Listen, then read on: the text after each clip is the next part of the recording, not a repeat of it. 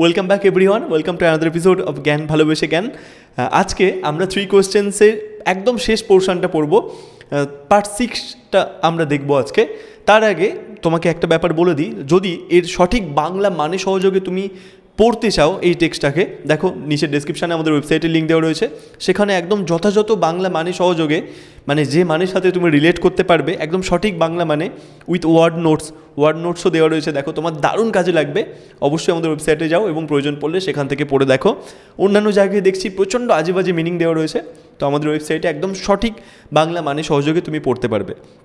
আর তারই সাথে সেখানে কুইজের ব্যবস্থাও রয়েছে, যেখান থেকে তুমি যেটা পড়ছো সেটা একদম ঝালিয়ে নিতে পারবে। এর ফলে কী হবে, তুমি পরীক্ষায় খুব ভালো রেজাল্ট করতে পারবে। তো চলো এবার আমরা লাস্ট পোর্শনটা পড়ি। পেজ নাম্বার 57 খুলে নাও এবং দেখো শেষের দিক থেকে প্রায় মাঝামাঝি জায়গায় আমরা পড়ব। দ্য জার অ্যাপ্রোচড হিম, সেই জার কী করলেন, এগিয়ে গেলেন তার কাছে। কার কাছে এগিয়ে গেলেন? সেই হারমিটের কাছে। হারমিট তো বসে বসে বীজ পুঁতছিলেন, তো সেই শো করছিলেন, বীজ পুঁতছিলেন, তো সেইখানে এগিয়ে গেলেন। অ্যান্ড সেড, এবং বলেছিলেন, ফর দ্য লাস্ট টাইম, শেষবারের জন্য, I pray you to answer my questions, আমি প্রার্থনা করছি আপনার কাছে আমার প্রশ্নের উত্তরগুলো দিন। ওয়াইজ ম্যান, জ্ঞানী মানুষ, এটা কে বলছে? এটা বলতে সেই জারটা, সেই রাজাটা, রাশিয়ান রুলার, সে বলছে। You have already been answered, ইতিমধ্যেই তোমাকে তো উত্তর দেওয়া হয়ে গেছে। সেইড দ্য হারমিট, সেই সন্ন্যাসী বললেন। Still crouching on his thin leg, তখনও গুড়ি মেরে বসে রয়েছেন কোথায়? তার পাতলা পাগুলোর ওপর, মানে তিনি পাতলা পায়ের ওপর ভর করে গুড়ি মেরে বসে বীজ পুঁতছিলেন, সেই পরিস্থিতিতেই রয়েছেন তিনি তখনও। And looking up at the tsar who stood before him, এবং ওপর দিকে তাকিয়ে রয়েছেন, কার দিকে? জারের দিকে, যিনি স্টুড, দাঁড়িয়েছিলেন, বিফোর হিম, তার সামনে।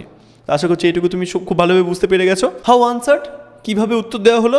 হোয়াট ডু ইউ মিন, আপনি কি বলতে চাইছেন? আক্স দ্য জার, জার জিজ্ঞাসা করলেন। ডু ইউ নট সি, তুমি কি দেখছো না? রিপ্লাইড দ্য হারমিট, সন্ন্যাসী উত্তর দিলেন। If you had not pitied my weakness yesterday, যদি তুমি আমার উইকনেস মানে দুর্বলতাকে সমবেদনা জানাতে না গতকাল, ইয়েস্টারডে মানে গতকাল, টুমরো মানে আগামীকাল, তোমরা জানো আশা করি সবাই। If you had not pitied my weakness yesterday, যদি তুমি আমার দুর্বলতাকে সমবেদনা জানাতে না গতকাল, and had not dug those beds for me, এবং আমার জন্য এই কেয়ারিগুলোকে না খুঁড়ে দিতে বা খুঁড়তে না, but had gone your way, এবং এই না করে তুমি তোমার পথেই চলে যেতে, that man would have attacked you, সেই লোকটা তোমাকে অ্যাট্যাক করতো, আক্রমণ করতো। And you would have repented of not having stayed with me, এবং তখন তুমি অনুশোচনা করতে, রিপেন্ট করা মানে অনুশোচনা করা, এবং তখন তুমি অনুশোচনা করতে যে আমার সাথে কেন থাকলে না সেটার জন্য। সো তাই the most important time was when you were digging the beds, সবথেকে গুরুত্বপূর্ণ সময় ছিল সেটাই যখন তুমি খুঁড়ছিলে এই কেয়ারিগুলোকে। And I was the most important man, এবং আমি ছিলাম সবথেকে গুরুত্বপূর্ণ মানুষ। And to do me good was your most important business, এবং আমার ভালো করাই ছিল তোমার সবথেকে ইম্পর্টেন্ট মানে গুরুত্বপূর্ণ বিজনেস, কাজ, এবং আমার ভালো করাই ছিল তোমার সবথেকে গুরুত্বপূর্ণ কাজ। আফটারওয়ার্ডস, তারপরে, when that man ran to us, যখন সেই লোকটা দৌড়ে এলো আমাদের কাছে, the most important time was when you were attending to him, সবথেকে গুরুত্বপূর্ণ সময় ছিল যখন তুমি পরিচর্যা করছিলে তাকে, মানে লোকটা আহত অবস্থায় ছিল, রাজা তাড়াতাড়ি ব্যান্ডেজ করছিল, ক্ষত পরিষ্কার করে দিচ্ছিলেন, এই সমস্ত কিছু করছিলেন, তো সেইটার কথা বলছে, সেটাই ছিল মোস্ট ইম্পর্টেন্ট টাইম, এমনটা বলছেন সে হারমিট। ফর, যেহেতু, if you had not bound up his wounds he would have died without having made peace with you.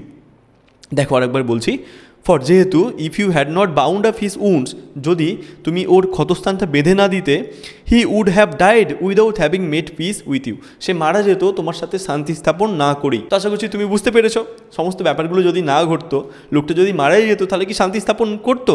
সেটাও সম্ভব হতো না, এটার কথাই বলা হচ্ছে। So he was the most important man, and what you did for him was your most important business. So মানে তাই, he was the most important man, সেই ছিল সবথেকে গুরুত্বপূর্ণ মানুষ।